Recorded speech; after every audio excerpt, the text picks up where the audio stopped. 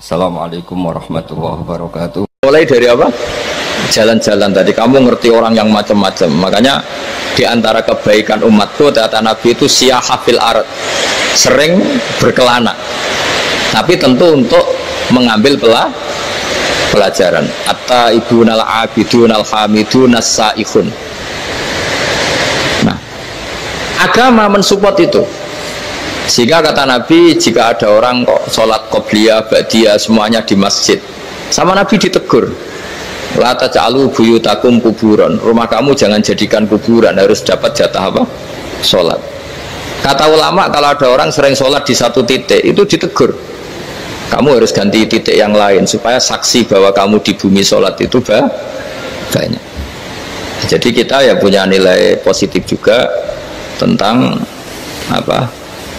Karena kita sering siyahah, kalau bahasa Arabnya itu sering keluyuran, saksi kita kebaikan juga banyak. Tapi pesan saya paling pokok tadi ya, jadikan komunitas kebaikan itu punya nilai jual. Syukur-syukur fid dunya hasanah wa fil akhirati hasanah. Ya kita bersyukurlah di Indonesia itu. Saya masih ingat kecil saya itu ya sekitar saya umur 15-14 tahun. Setiap mau pergi itu pesannya orang-orang yang sering pergi itu jangan masuk terminal jam ini di perapatan ini, karena yang namanya preman itu dulu dominan. Sekarang sampai jam 2 ada orang pakai jilbab, kadang ya orang pakai peci, yang nggak pakai peci pun ke musola sholat terus. Yes, pokoknya kebaikan itu jadi komunitas dan jadi nilai jual. Bahkan tadi misalnya ibu-ibu yang pergi malam itu kan mesti ada orang-orang yang jadi langganannya karena terkenal apa? Amanah. Yang dititipi anak juga pilih orang yang terkenal apa? Amanah. Nah, nilai amanah ini harus kita jaga terus supaya kamu ya bisa bekerja, orang lain juga nyaman karena amanah tadi, Allah juga senang karena amanah itu perintahnya Allah Subhanahu wa ta'ala. Dan Indonesia harus menuju ke sana. Pemimpin juga harus gitu. Pemimpin bawaannya amanah, bawaannya apa, yang memilih dia juga senang karena nggak malu lah. Tapi kalau kita milih ternyata kita pilih tahu-tahu ditangkap KPK kan ya malu gitu. Dulu kita kampanye mati-matian ternyata dia ditangkap, tapi kalau dia amanah kan ya senang. Sama kalau tukang Grab ketangkap satu karena penodaan atau karena pengkhianatan, yang malu juga semua karena kadang-kadang nanti digeneralisir seakan-akan semuanya seperti itu. Tapi dengan reputasi panjang nggak pernah terjadi apa-apa dalam Grab kan otomatis lainnya juga terangkat. Nah, ini yang dimaksud wa tamiru bainakum bima'ruf. Jadikan kebaikan itu urusan bersama. Makanya andekan negara itu sudah mengoptimalkan polisi, TNI untuk meringkus preman, oke itu baik.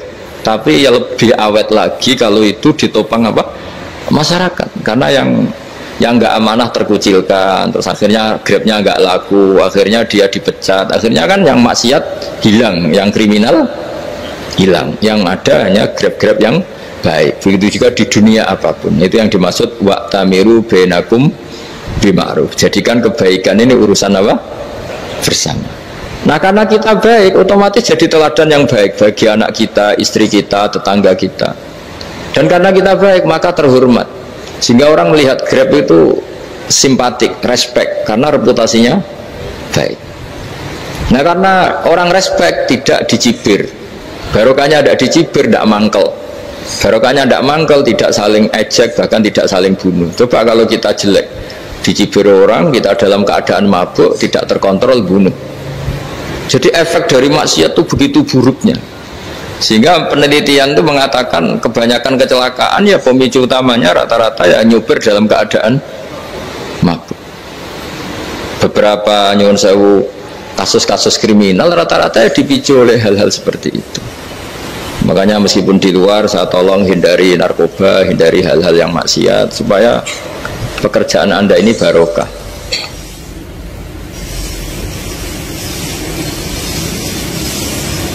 Kemudian yang terakhir saya beri ijazah tentang Al-Fatihah ya, karena ini surat yang populer. Kalau saya ijazahi Quran 30 juz pasti sampean nggak hafal. Atau ijazah surat Baqarah, kalau mau Baqarah mau. Ijazah surat Baqarah mau 2,5 juz. Mau Mas Asep? Ya Fatihah aja yang gampang ya. Nah, ya kulhu Fatihah ini paket ringan ini. Tapi pahalanya apa? besar. Ini beda ya, artinya selama ini mungkin Anda baca tapi monoton ya. Tapi ini saya bacakan teks aslinya tentang istilahnya itu mazaya itu kelebihannya Fatihah. Saya baca Arabnya dulu, nanti ini terakhir ya, ijazah tadi kan saran-saran umum tentang sosial. Ya, pokoknya jadikan kebaikan itu punya nilai sosial yang baik lah. Jadi nanti orang yang nggak amanah nggak laku, ya calon bupati, gubernur, presiden yang nggak amanah juga nggak laku. Begitu juga kiai yang tidak amanah juga nggak laku, suami yang nggak amanah juga nggak laku, istri yang nggak amanah juga. Sehingga kebaikan ini jadi nilai sosial yang dalam tanda kutip sudah keniscayaan. Yang diinginkan Allah itu seperti itu, bukan kebaikan yang dipaksakan karena kekuatan negara. Maksudnya kalau bisa kebaikan itu tidak usah dipaksakan. Memang sudah satu kebutuhan. Tak cerita-cerita di negara maju itu, bahkan apapun jatuh itu nggak ada yang ngambil apa itu. Makanya gambarannya Mekah Medina kan gitu kan, barang jatuh nggak ada yang berani apa ngambil itu, saking sudah jadi sistem. Sehingga banyak negara di Eropa itu yang sampai nggak punya tentara, nggak punya polisi karena kebaikan sudah. Nah kita kan masih capek, polisinya aja capek, apalagi masyarakatnya, karena ya kebaikan itu belum jadi nilai bersama. Nah kita selain ditopang negara, ada polisi, ada tentara, itu kita usahakan kebaikan itu jadi nilai bersama. Tadi wa'tamiru bainakum bima'ruf. Dan kita punya reputasi yang bagus dalam bab ini. Saya masih ingat kecil saya itu yang jilbaban hanya keluarga kiai. Sekarang rata-rata masyarakat itu jilbaban. Dulu yang sekolah SMP, SMA itu jilbaban kadang dulu malah dilarang ya, harus sama seperti itu seragamnya. Sekarang sudah boleh dan nyaman. Lama-lama yang dapat simpatik ya yang pakai pakaian model tertutup seperti itu. Lama-lama gamane cara wong golek mantu ya golek yang seperti itu daripada yang blodor. Lama-lama jadi nilai bersama. Ya ingin saya seperti itulah. Di terminal juga sama. Orang mau makan cari warung yang kelihatan ada ayat kursinya, pakai jilbab, atau paling tidak dia nggak mungkin lah nyuguhkan yang tiren atau yang haram. Akan ada garansi sosial, ada apa? Ada garansi apa? Sosial dengan penampilan yang soleh itu kan, masa iya nyuguhkan oplosan babi gitu misalnya itu. Jadi nilai sosial itu harus harus benar-benar jadi nilai, sehingga negara biar gak capek-capek. Polisi juga gak capek kan, karena tugasnya corong Jawa mau ngawat-ngawati tok, tapi tidak perlu tegang karena kebaikan sudah jadi nilai bersama. Ingat-ingat ya ayatnya tadi, wa'tamiru bainakum bima'ruf. Jadi kebaikan harus jadi nilai bersama. Iktimar itu menjadi urusan bersama. Makanya kalau kita rapat besar disebut apa? Muktamar. Muktamar itu urusan bersama. Ya tadi imamnya sholat juga menopang Gojek karena nggak lama-lama nopang Grab, nopang Kernet, nopang penjaga Indomaret, penjaga bensin, pom bensin. Nah dia hanya punya waktu 5 menit terus imamnya baca Baqarah kan. Iya imamnya mursyid, mungkin dia tambah lama tambah dapat aplaus dari muhibbinnya, tapi makmumnya dia tambah lama tambah dapat penghormatan dari pecintanya, tapi kitanya wah khusyuk wali kan, dia dapat status naik lah. Kita yang sudah tidak ikut jadi wali diganggu apa pekerjaannya. Kalau ada imam seperti itu sampai mufarokoh saja, niat ya Allah sampai sini saja saya makmum orang itu, silakan orang itu punya urusan sendiri dengan jenengan, ya sudah atau salib saja apa. Ya, itu boleh kalau dalam fikih namanya apa? Mufarokoh. Mufarokoh itu niat, tapi kamu jangan langsung selonong mufarokoh, niat dulu pamit sama Allah bahwa sekarang mau mufarokoh. Ya, tapi ya jadi sholat yang aneh kan, imamnya masih rukuk, kamu terus sujud, terus apa-apa selesai ya. Mungkin dalam pandangan itu orang lain ini maksudnya makmum gimana ini kok begini. Tapi sudahlah Allah Maha tahu. Nah, insya Allah dimaklumi. Ya saya baca tentang Fatihah ya, karena sampean pasti sering baca Fatihah. Supaya apa sekaligus jadi jimat lah gitu. Jadi kalau kamu sering di jalan-jalan yang mungkin sepi, atau mungkin kan tidak semua teman Grab itu nasibnya bagus yang di Semarang Jogja, mungkin yang di Kalimantan di Papua kan ada yang 10 kilo gak ketemu rumah ya kan, Yang lihat di TV-TV itu kan kasihan kan. Sudah 10 kilo gak ketemu rumah, penumpangnya kewekar preman tuh kan. Ini makan orang enggak kan udah. Kan ujiannya dua. Kalau penumpangnya cantik itu ya kecoba syahwat, kalau preman takut. Jadi orang itu selalu ujian itu. Sing sedengan itu kan jarang orang itu. Jadi kalau penumpangnya perempuan cantik ujiannya itu syahwat, kalau preman ujiannya ketakutan.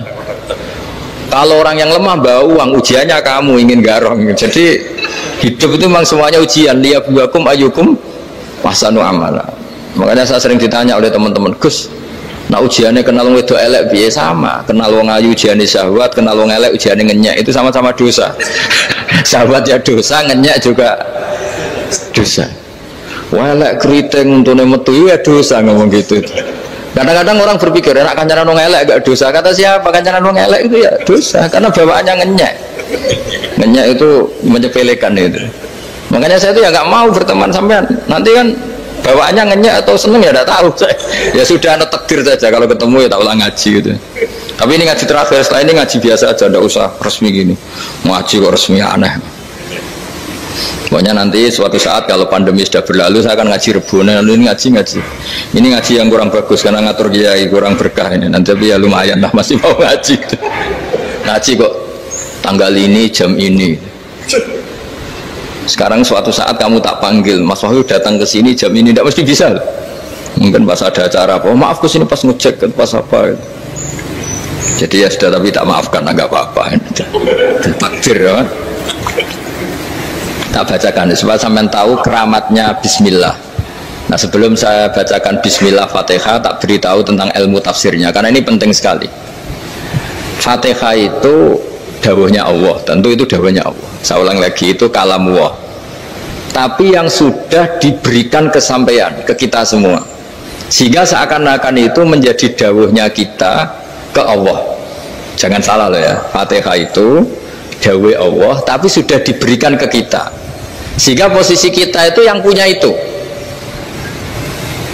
Nah kenapa ini perlu dijelaskan? Karena nanti ada kalimat iyyaka na'budu wa iyyaka nasta'in. Kalau itu masih kalam Allah, berarti Allah ngomong ke kamu, ngendikan ke kamu, kepadamu aku menyembah. Masa Allah menyembah kamu? Nah sehingga ilmu tafsir itu menyelesaikan itu dulu ya. Saya ulang lagi ya, sebelum sampean sering baca Fatihah, aku yakin ya sering baca, tapi barokahnya tidak paham itu tidak pernah janggal. Enggak paham itu ya penting supaya tidak iskal, tidak janggal. Sebetulnya di kalimat itu ada yang janggal. Kalau Fatihah itu kalimatnya Allah atau kalam Allah, bagaimana dengan kata-kata iyyaka na'budu? Masa Allah ngendikan ke kita, kepadamu kami menyembah? Masa Allah menyembah kita? Maka penyelesaiannya secara ilmu tafsir gimana? Semua ulama mengatakan, bukan satu dua, semuanya mengatakan di Fatihah itu semuanya diberi kawalan kalimat.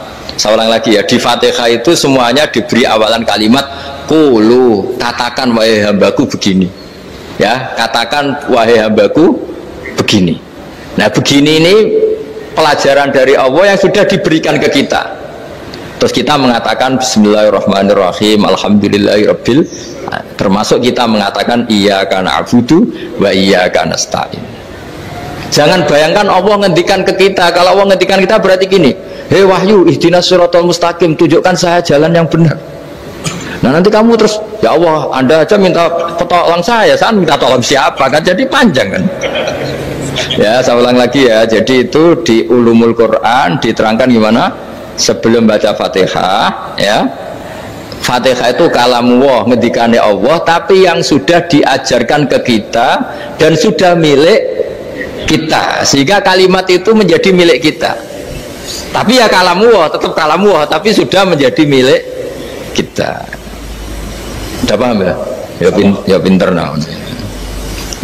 Ya, karena kalau tanpa penjelasan seperti ini, Anda akan iskal. Bagaimana Allah iskal itu janggal? Bagaimana Allah mengatakan iya karena butuh? Kan jadi aneh kan? Ya, jadi tak jelaskan secara ilmiah ya. Jadi kata ulama-ulama tafsir, ayat-ayat Quran seperti ini sebetulnya dimulai dari qulu, apa? Meskipun nggak dilafatkan. Itu kan sama dengan qul huwallahu ahad Muhammad. Katakan kalau Tuhan itu satu. Ya namanya Quran itu kan kalam Allah, membina nabinya, membina umatnya. Makanya dikatakan atau enggak, di sini tersembunyi kata kulu, katakan. Ya. Jadi ya ibarat apa itu? Kamu ngajari anak kamu lah. Le, panggil jenengan bapak kulo. Itu maksudnya anak itu, kalimat itu kalimat kamu, tapi kamu ajarkan ke anak kamu. Terus anak kamu bilang, Pak jenengan bapak kulo. Nah, ketika kamu mengatakan jenengan, bukan kamu mengatakan jenengan anakku, berarti anakmu itu bapakmu, kan lucu kan? Anak kamu ajari jenengan bapak kulo, kamu engkau bapak saya. Terus anak kamu mengulang jenengan atau kamu bapak saya. Berarti itu kalimat yang kamu ajarkan, tapi sekarang sudah milik anak kamu. Kalau itu kalimat kamu kan lucu, masa anak kamu bilang bapak. Nah itu seperti itu. Jadi ulama memberi solusi atau jawaban iya karena abudu. Iya itu sebelumnya ada kata-kata kulu, katakan wahai hambaku, hubungan kamu dengan saya adalah katakan iya karena abudu wa iya karena nasta'in. Terus hubungan kamu dengan saya katakan juga dalam doamu ihdinas siratal mustaqim. Jelas ya, jadi itu kalam Allah yang sudah milik kita karena diajarkan Allah untuk kita. Dong ya? Ya dong ya, gak jelas gak. Tapi bagus, gak jelas tuh bagus. Kalau kamu jelas gak jadi dikrem, jadi gubernur. Min azimi fadliha kasratu asma'iha wa fadail ukhra. Ini cerita dramatisnya surat Al-Fatihah.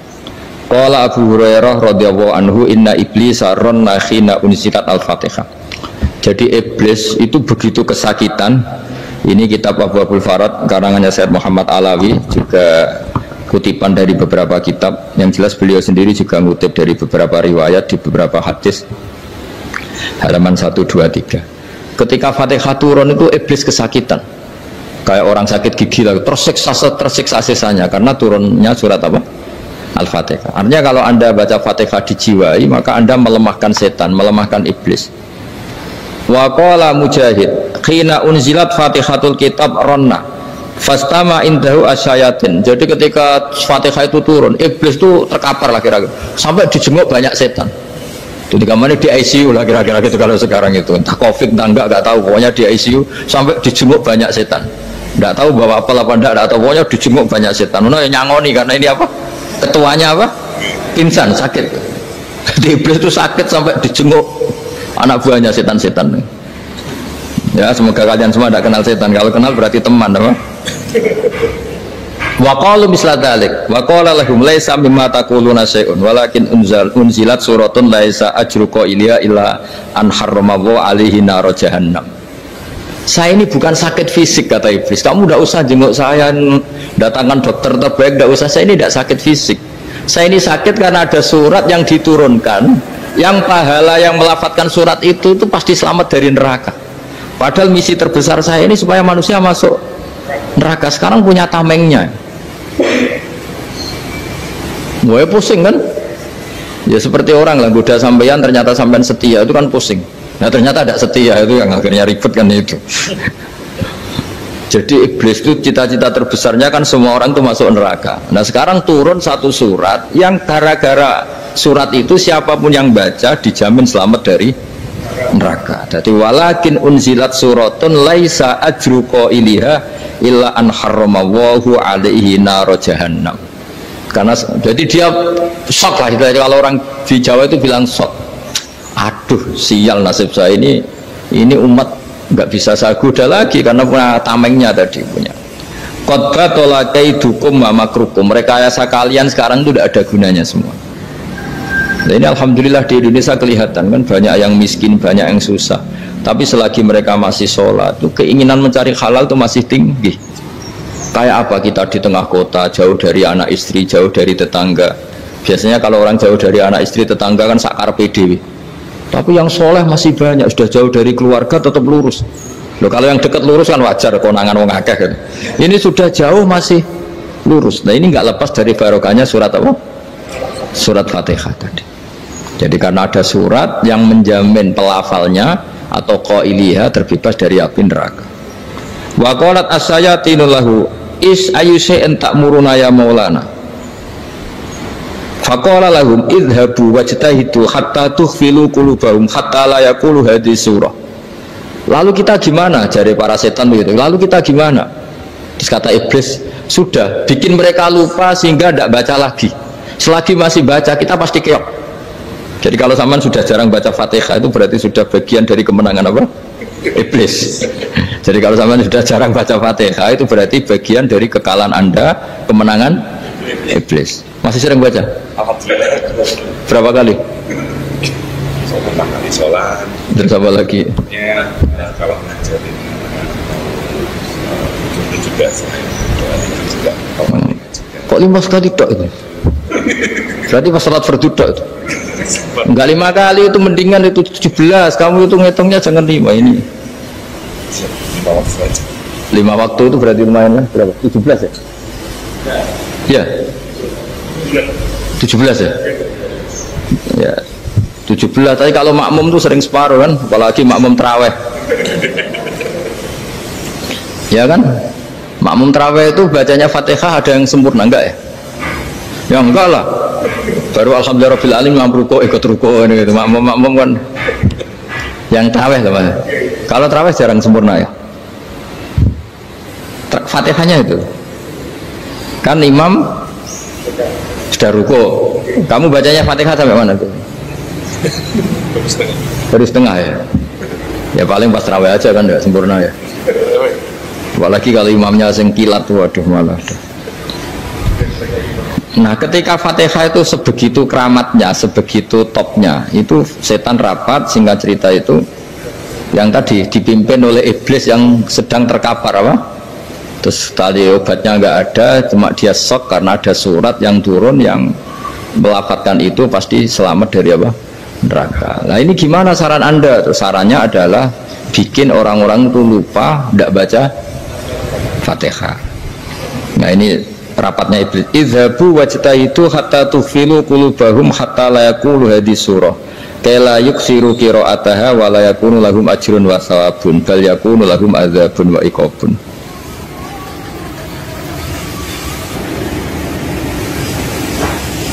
Jadi saya mohon selama ini Anda sudah baca, tapi mungkin hanya rutin saja. Napa rutin saja? Jadi barokahnya ngaji ini kamu punya kekuatan atau punya semangat membaca karena ini surat yang luar biasa.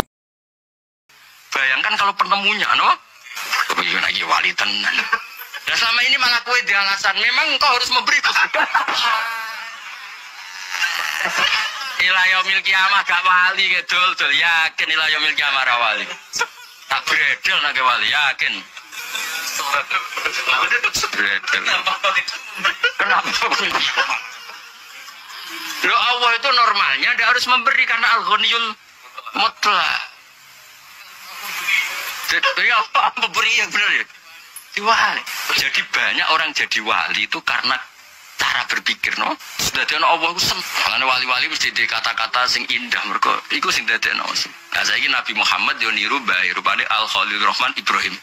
Ibrahim diarani Khalil Rahman wis bener to. Ana malaikat rada nganggur pokoke terus di kegiatan ibu-ibu apa. Saiki rapati usum ya malaikat apa?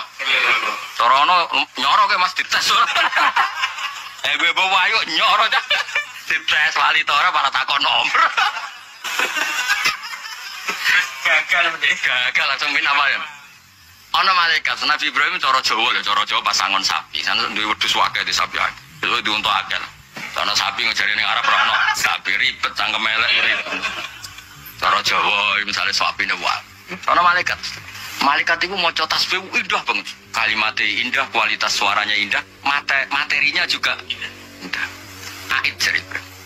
Walaka misalnya mi'atun minal ibil baleni aku seneng kalimat walaka mi'atun minal ibil kontak baleni nak wapi sampai baleni terus lakal ibil kulluha wis pek kabeh semua nang ipal ora pengiran dipuji semua nang ipal lho umpama sing tahlil iku kok koyok malaikat iki sing ada to kholqi warido nafsi tenan ngono tenan ora mergo dikongkon wala ilaha illallah al ma'bud al mazkur kok tenan Wong ngendana sapine Nabi Ibrahim yakin. Akhirnya be Allah digelari Khalilur. Terus dene kondo aku ora aku malaikat. Kon ngetes pangeran. Sejauh mana antarane sana Allah mbek dunyamu abot. Ternyata yo abot sana Allah. Dunyamu kok kena kabeh. Baleni ait baleni. Walaka kada minal ibil. Ait walaka dan. Dina ana MC komuni alhamdulillah rabbil alamin kok fasih. Pak. Misalnya muji Kanjeng Nabi Sayyidil Awalin wal Akhirin, muji wa alihi al muntakhobin, wasabi at-tohirin,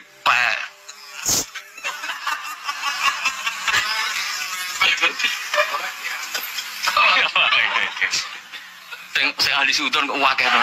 Ya dadi iki ngumbah utek ya. Napa?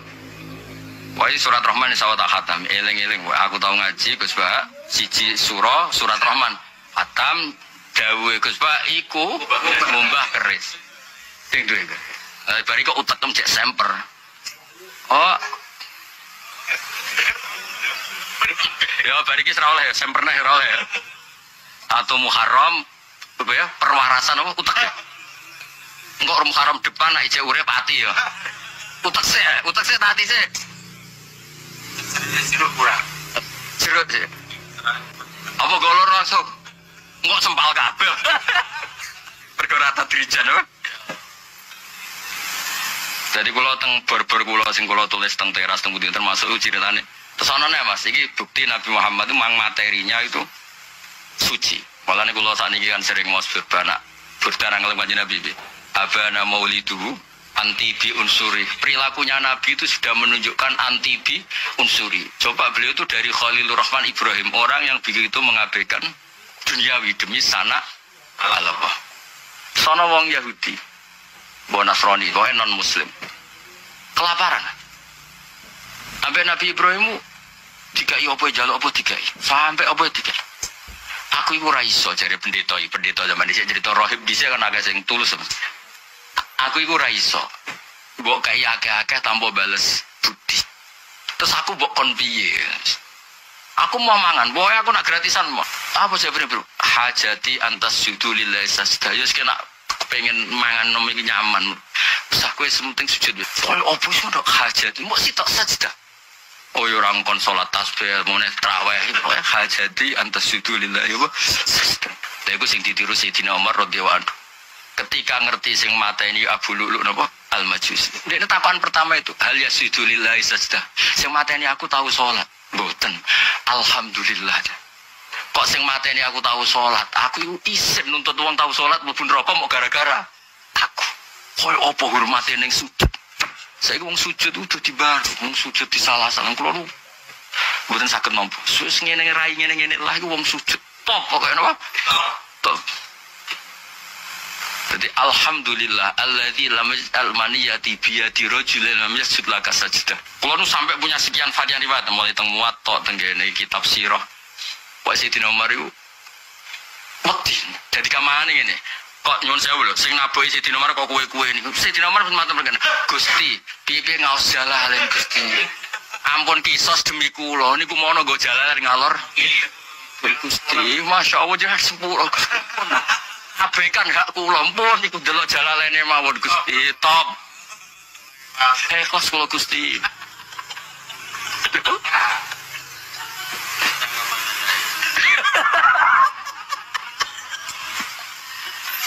Wes kok top.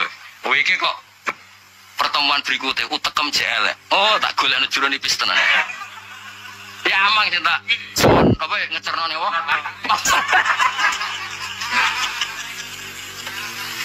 Gue nih biasa keras kayak oh yang gerak oh agak ramai juga sih berarti jam Muharram ya apa ruwatannya nganti Muharram teh berarti pirang Muharram awak dhewe ngaji ping pirang Muharram 2 kali apa 3 kali 3 kali kan iki tanggal 1 berikutnya tanggal piro 14 bariku berarti ruwatannya ping 3 ya wah ngenteno jero tadi 3 kali ya Gus apik gimana sore Gus saat ini baru kurang ini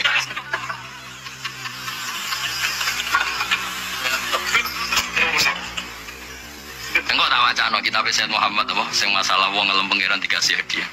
Ben kowe ro maksudnya kenapa kiai-kiai lomo mbek santri riyen Mbah Zubair ki lomo, Mbah Mondomo, bapak kula lomo, ibu kula lomo. Piye-piye santri wong sing ngelem pangeran tahlil fase salat fase maca iku cara wong dhisik wis digo alasan lomo. Napa digo alasan kalau lagi sering nyangon di santri, pipi pinter ngelem pangeran. Kanjeng Nabi dhisik ngekeki iku emas. Ngojo kok dulu santri ora tau khidmah aku tekem ramen pribadi tekem lho. Iku mono sing go sujud ning daerah masing sing memperkenalkan masalah rai-rai ngene lho aku sing adzan ning musala-musala iki. Sing khotbah go tengkat ngamuk iki. Iku mono kudu mbok hormati dul. Jong ya. Kok angel temen kandanan. Tahu itu kemudian agama datang dengan anjuran sudahlah kamu tawakal bahwa semua urusan kamu di tangan Allah Subhanahu wa taala. Inna sholati wa nusuki wa mahyaya wa mamati lillahi rabbil alamin la syarikalah. Yes, ibadah kita, salat kita, hidup kita, mati kita semua di tangan Allah Subhanahu wa taala. Sehingga dengan berpikir begini ini melihat COVID itu ya kayak melihat potensi kematian yang lain kayak karena gempa, likuifaksi, kecelakaan, karena ngelindur, karena macam-macam. Kenapa saya membuat atau menyarankan ya supaya orang berpikir demikian, supaya bersyukur bahwa kita ini dihimpit, disekelilingi penyebab kematian tadi. Kalau kita ahli meteorologi mungkin takutnya itu asteroid jatuh, terus kemudian meteor jatuh yang nggak habis digesek oleh sistem alam, terus macam-macam. Yang ahli gempa juga takutnya gempa, yang ahli tsunami takutnya tsunami, yang ahli sosial takutnya Indonesia chaos, kemudian saling apa? Bunuh, saling apa dan sebagainya dan sebagainya. Nah dengan keadaan seperti ini kita ini baik sekali. Bukan sekedar baik sekali, kita tidak mengalami chaos sosial, kita tidak mengalami likuifaksi, kita tidak mengalami benturan benda langit di bumi kita. Karena itu sekali terjadi, bukan 1-2 lagi, tapi habis seluruh Indonesia, mungkin seluruh dunia. Nah di sini cara Allah membuat kita selalu bersyukur bahwa hal-hal itu tidak terjadi. Jadi ada sebuah ayat yang Allah selalu mengingatkan, A'amintum man fis sama ayyakhsifa bikumul ardo fa idza hiya tamur. Kamu boleh sekali-kali berpikir bumi ini justru potensinya itu likuifaksi, potensinya itu hancur karena di bawah itu ada magma, ada apa minyak, ada macam-macam. Ini kan di bawah ini kan ngerongkong cara Jawa itu karena diambilin terus. Biro-biro diambil ya ini ya ono masih bisa dipakai. Belum sistem bumi sendiri wafil arti kita mutajawirat, bumi sendiri itu berupa lempengan-lempengan. Setiap saat itu potensinya geser, sekali geser ya jadi gempa itu. Terus belum benda langit yang potensinya juga jatuh, sekali jatuh ya habis kita. Jadi yang kita ini dikepung sekian potensi yang bisa menghancurkan kita. Tapi nyatanya mulai Nabi Adam sampai sekarang itu ada kehidupan, ada khayal. Sing Joko yang kepengen payu rabi, mungkin sing wis payu rabi ya mbah kepengen mbah roh. Macam-macam lah. Tapi yang jelas itu wong dikepung kematian kok ya khayalnya masih tinggi gitu. Lah nggak pernah ngayal ya orang yang utang ditagih itu, gak kober ngayal. Soalnya wedine tanggal kredit itu. Tapi ini saya cerita supaya orang Indonesia itu ngerti lah bahwa yang ngepung kita itu tidak hanya COVID, banyak. Makanya orang Arab itu kalau ngendikan itu wa malam yamut bisayfi mata bi khairihi ta'addadatil asbab wal maut wahidu. Karena orang Arab itu kan dulu Arab sebelum Islam itu kan satu kabilah nyerang kabilah yang lain. Wah itu kan harus butuh orang-orang tangguh karena dulu sistem rezekinya kayak sistem Indonesia dulu lah. Kerajaan ini nyerang ini supaya satu kerajaan punya eksistensi harus mengalahkan kerajaan yang lain. Bahkan cerita-cerita itu sama lah di Indonesia di mana-mana. Nah itu pemuda-pemuda yang gagah berani itu karena punya pegangan tadi. Wa man lam yamut bisayfi toh mata biwirihi. Kalau kamu tidak mati di medan perang ya tetap aja mati juga. Sehingga mereka kendel gitu kata cerita orang dulu. Ta'addadatil asbab wal maut wahidu. Sebab kematian bisa macam-macam, tapi kesimpulannya tetap saja namanya mati. Lalu Islam itu mengajarkan aksiru min dzikri hadhimil ladzat. Kamu harus banyak ingat mati. Tapi uniknya Islam itu menyuruh ingat mati itu disuruh justru semangat hidup. Karena kita butuh bekal itu. Jadi kalau kamu ingat mati itu jangan terus loyo, terus nunggu takdir mati itu ndak, malah disuruh semangat. Nah, tenaga medis semangat mengobati pasien, yang pasien juga semangat apa? Mensupport dirinya supaya punya keberanian hidup. Orang Jawa nunggoni anak, nunggoni putu. Kalau saya sebagai kiai ya nunggoni santri, nunggoni umat.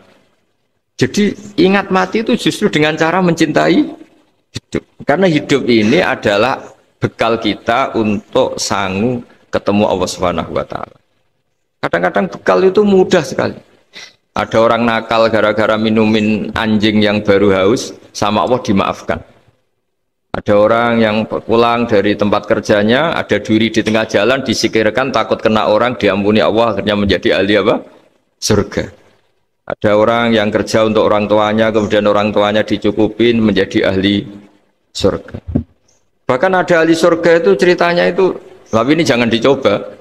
Ada orang sudah jelas niat, nyon sewu niat zina, sudah tinggal itu terus mikir dia, saat itu takut Allah gak jadi, barokahnya gak jadi langsung dia jadi ahli surga. Sarannya gak jadi loh ya.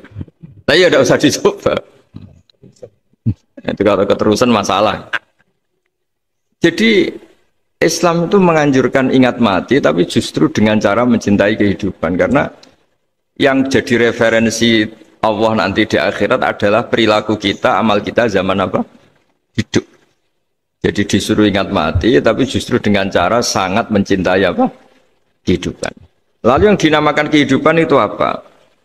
Ya kita-kita ini. Ada yang mengkhidmati agama, mengkhidmati orang sakit, mengkhidmati itu ya berbakti, membantu. Ada yang nata lalu lintas, ada yang nata keamanan kayak Pak Polisi, ada yang nata keuangan kayak Kemenku, macam-macam. Semuanya harus kita cintai, profesi-profesi yang oleh Islam dianjurkan untuk kita nekuni itu. Jadi saya mohon lewat cerita ini orang itu tidak fokus takut COVID.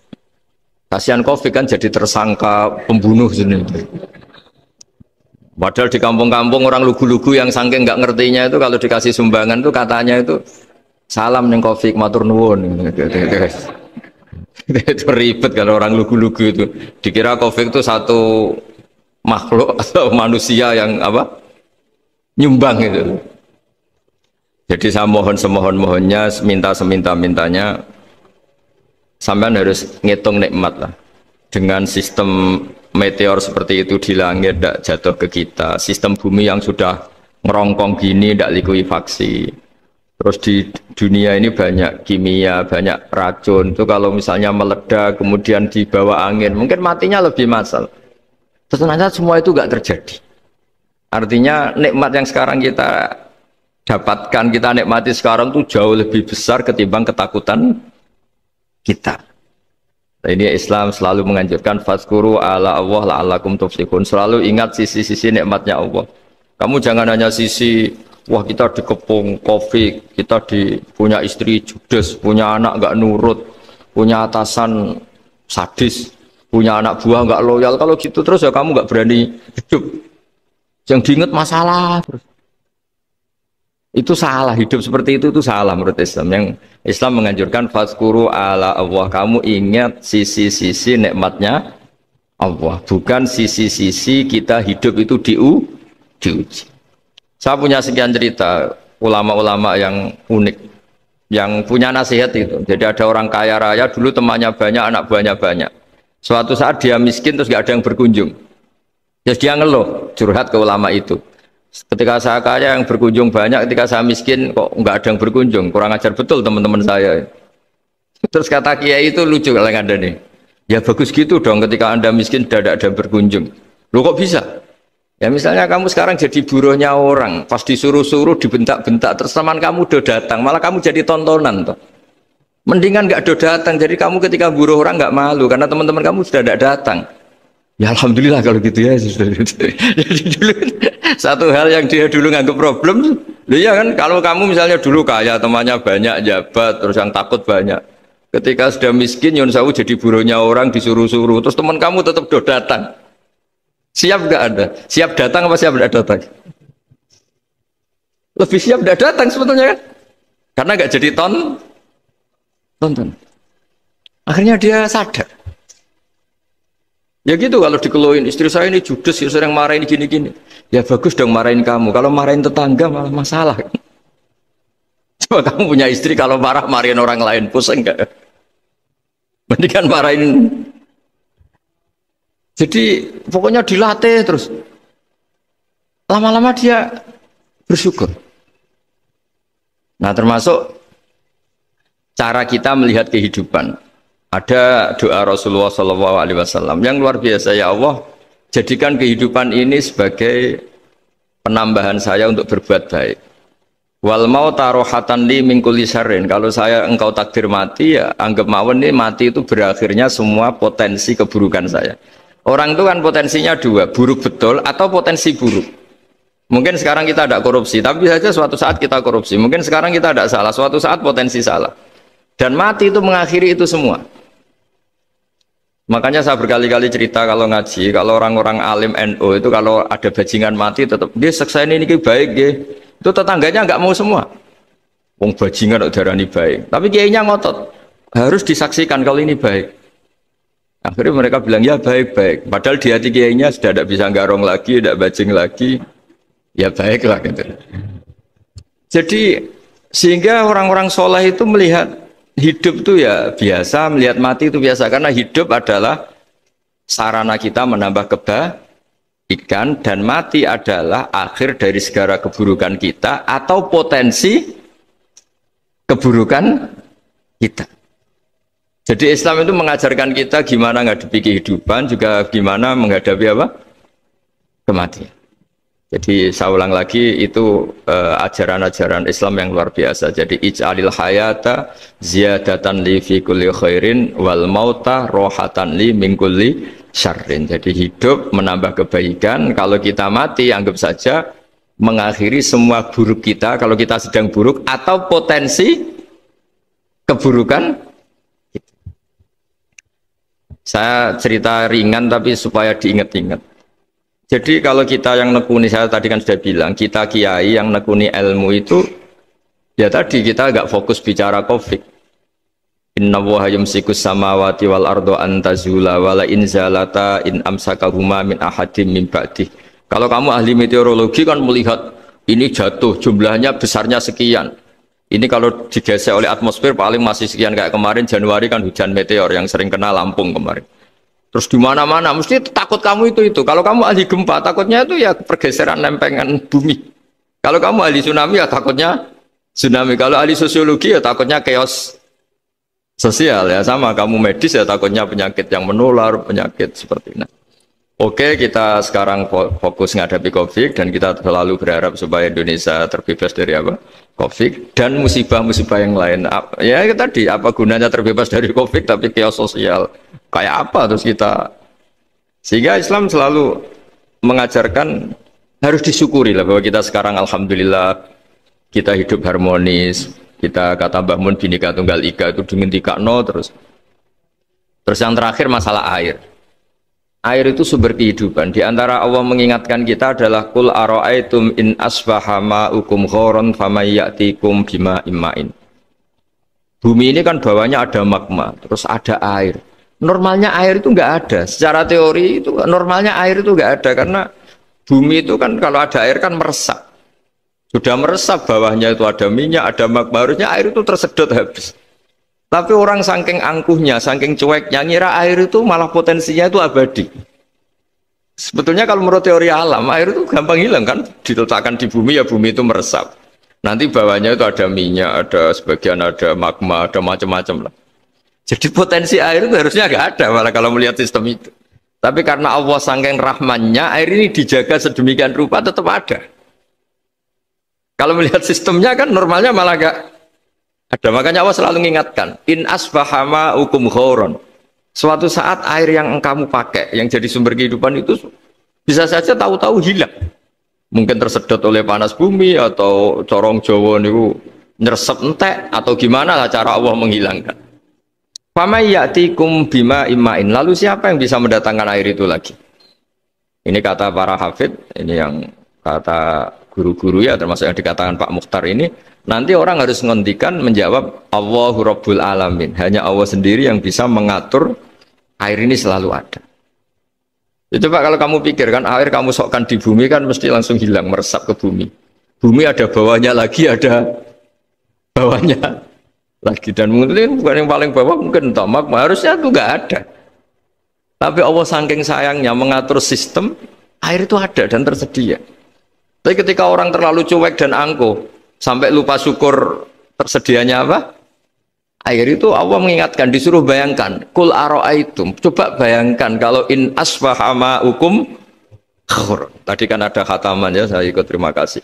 Bayangkan kalau air suatu saat itu ghauran, menjadi hilang. Fama ya'tikum bima iman. Jadi saya tidak bisa spesifik memberi nasihat tentang kopi karena ya tadi yang bisa membunuh kita ini banyak. Ya, tsunami ya bisa bunuh, gempa bisa bunuh, likuifaksi bisa bunuh, jatuhnya benda lain kita bisa bunuh. Takut tanggal utang kaget ya bisa bunuh. Macam-macam. Semacam-macam lah, ngelindur ya.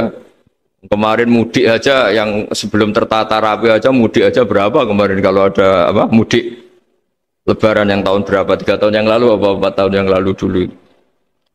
Jadi saya mohon, ketakutan kita adalah yang hakikat adalah takut jadi hamba yang tidak baik. Itu yang harus jadi ketakutan sejati.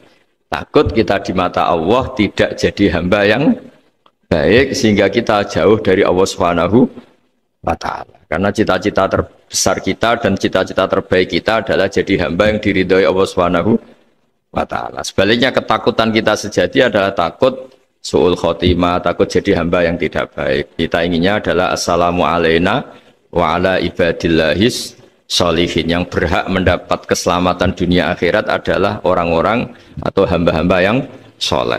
Ya tadi untuk menjadi soleh itu gampang di Islam itu. Tenaga medis, nolong pasien ya ibadah.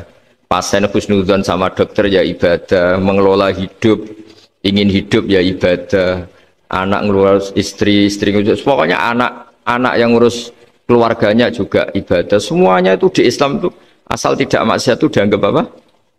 Ibadah. Dan untuk orang menjadi kekasihnya Allah kayak tadi, ada orang yang karena ngerawat hewan dijadikan walinya Allah, menghilangkan apa duri atau pengganggu di jalan jadi kekasih Allah.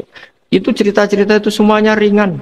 Bahkan tadi ada yang cerita sekedar ingin maksiat dan tidak jadi. Dalam Islam itu kan gitu, orang yang merencanakan maksiat kemudian tidak jadi, itu ditulis pahala. Jadi gampang sekali untuk menjadi orang soleh dalam apa? Islam. Kalau tidak bisa itu semua, kata Nabi, takufus syarroka anin nas fa inna sadaqatun minka ala nafsik. Kalau tidak bisa berbuat baik sama orang lain, yang penting tidak mengganggu orang lain. Terus kan enak seturu ning omah ngelamun, bengak-bengok dhewe aja banter-banter tapi. Nak bengok-bengok banter-banter kan ganggu tangga. Itu asal tidak ganggu orang lain. Takufus syarroka anin nas. Kamu jangan sampai efek buruk kamu berakibat pada orang lain. Itu juga fa inna sadaqatun minka ala nafsik. Itu ya bagian dari sedekah kamu. Taruh saja misalnya kalau secara ilmu medis, misalnya kita ini kok dinyatakan positif COVID, secara ilmu medis nggak boleh ketemu orang lain, terus kamu diisolasi. Kamu niatin ketika diisolasi itu tidak menularkan bahaya kepada orang lain. Itu juga ibadah. Jadi ibadah itu gampang sekali, mudah sekali. Karena agama ini yuridu wa bikumul yusra wala yuridu bikumul usra. Agama ini mudah bukan sulit. Ya, mohon maaf tadi saya nggak bisa datang yang jam 11 karena saya tadi malam hormat di Jogja, acara 7 harinya Kiai Jatabek, tadi pagi baru datang. Tapi saya mohon pokoknya yang seneng ya, hidup itu yang seneng, diberi kesempatan hidup sampai sekarang itu yang seneng. Jangan karena teman kamu meninggal terus seakan-akan ini teman saya meninggal, paling saya besok. Kok kamu tahu? Nyatanya besok hidup lagi, besoknya ya hidup lagi, sampai sekarang ya masih hidup. Sudahlah, mensyukuri yang ada. Jadi sudah saya mohon, syukur itu penting. La in syakartum lazidanakum. Justru dengan kita syukur itu insya Allah segalanya akan tambah baik, tambah apa? Baik. Jadi dulu ada orang yang sangat cerdas, namanya Jubair bin Mut'im. Dia saking cerdasnya, juga kaya, juga tokoh, dikirim sebagai delegasi pembebasan Asra Badrin, tawanan Badar. Kemudian pas datang ke Masjid Nabawi, Nabi delalah pas baca Wattur wa kitabim mastur. Sampai pada titik Nabi baca Am khuliqu min ghairi syai'in am humul khaliqun. Apakah penciptaan yang sedemikian canggih itu dimulai tanpa perwujudan, tanpa sesuatu yang real, yang maujud? Orang itu langsung bersimpuh, matur, ya Rasulullah saya Islam. Kada qalbi yatir, hampir hati saya, otak saya, pikiran saya itu terbang. Karena logika yang dibangun ateisme misalnya, kalau alam raya ini dimulai dari nihilisme, berarti logikanya apa?